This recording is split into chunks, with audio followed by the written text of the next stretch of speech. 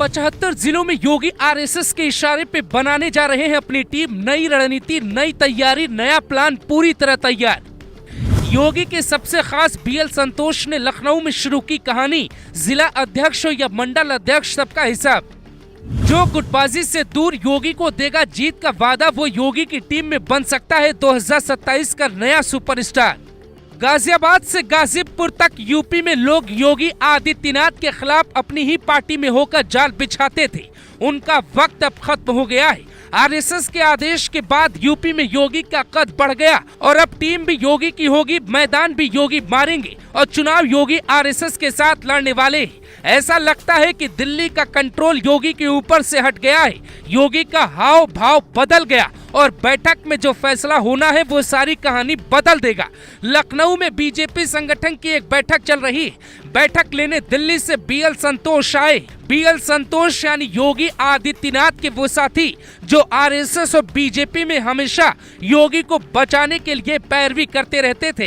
बैठक में क्या क्या फैसला हुआ ये सुनिए, फिर समझाते हैं कैसे अगले 12 महीने में योगी जिले के अधिकारी अपने तैनात करेंगे। इसके अलावा जिलों में बीजेपी जिला अध्यक्ष भी योगी के खास ही होंगे। बूथ अध्यक्ष से लेके मंडल अध्यक्ष तक योगी के खास लोग बनाए जा रहे। 2022 में बीएल संतोष के साथ अमित शाह ने रणनीति बनाई थी, जिसमें 65 जिला अध्यक्षों को चुनाव से पहले बदला गया। बीजेपी के पास यूपी में कुल 98 जिला होता है, यानी कई जिले ऐसे हैं जहां बीजेपी के 2-2 जिला अध्यक्ष हैं।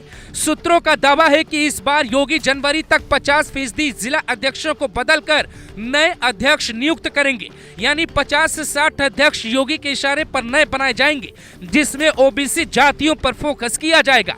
लोकसभा चुनाव के बाद योगी के खिलाफ मोर्चा खोला गया। लोकसभा में योगी के कहने पे टिकट भी नहीं दिया गया। उसके बाद योगी और मोहन भागवत की गोरखपुर में गुपचुप एक बैठक हुई। उस बैठक में योगी ने सारी कहानी आरएसएस प्रमुख को बताई।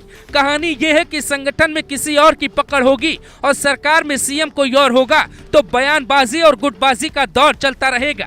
योगी ने पीएम मोदी और अमित शाह के साथ आरएसएस के सामने अपनी टीम बनाने की मांग रखी थी, जिसकी हरी झंडी मिलते ही योगी ने सब कुछ बदल देने की शुरुआत कर डाली।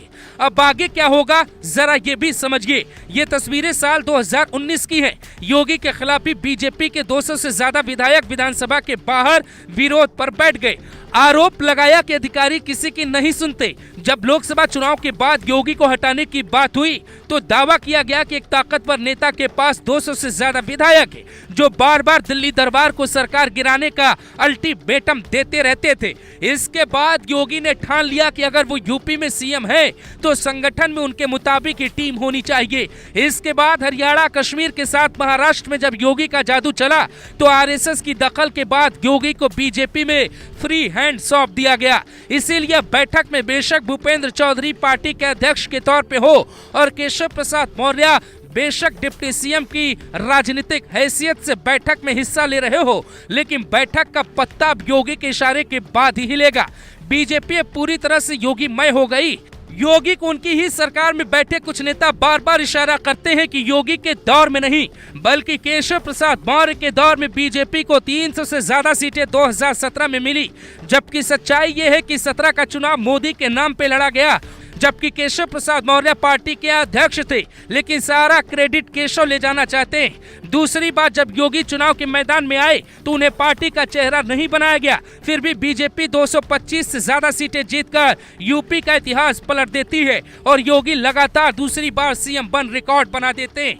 अब योगी मिथक को तोड़ना चाहते हैं, इसीलिए वो अपनी टीम बनाना चाहते हैं। जैसे गाजियाबाद के लोनी से विधायक नंद किशोर गुर्जर योगी के खिलाफ कई बार बोलते हैं क्योंकि वो केशव लॉबी के नेता कहे जाते, जबकि पूर्वांचल के कई विधायक खुलकर योगी के खिलाफ बोलते रहे क्योंकि उनकी अपनी लॉबी है। अब बीजेपी अपनी लॉबी तोड़कर योगी की टीम पर फोकस करना चाहती है क्योंकि नतीजा मोदी के बाद योगी में अगर कोई दे पा रहा है तो उनका नाम है योगी आदित्यनाथ। जनवरी में बीजेपी का राष्ट्रीय अध्यक्ष भी चुना जाएगा, जबकि यूपी प्रदेश अध्यक्ष भी बदले जा सकते हैं। इसीलिए इस बार यूपी बीजेपी अध्यक्ष किसी ओबीसी के कुर्मी समाज के किसी नेता को बनाया जा सकता है जो योगी के खास भी हो और उनकी बात भी सुनते हो। यानी पूरा कंट्रोल बीजेपी में योगी के हाथ में आने वाला है।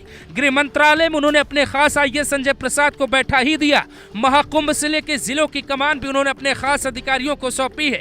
यानी अमित शाह को चुनाव का रणनीतिकार कहा जाता है। अब उनके ही इशारे पे योगी भी चाणक्य बन के 2027 में बहुत बड़ी बात साबित करने वाले हैं। वो अपने दम पे सीएम बन सकते हैं। यानी ये चुनाव योगी को दिल्ली तक पहुंचा सकता है या फिर उनका राजनीतिक कद छोटा कर सकता है। इसीलिए योगी दिन रात लगे हैं, संगठन से लेकर सरकार में बदलाव की कोशिश कर रहे हैं। नतीजा कुछ भी हो, कहते हैं इंसान को मेहनत पे भरोसा रखना चाहिए और योगी वही करने की कोशिश कर रहे हैं।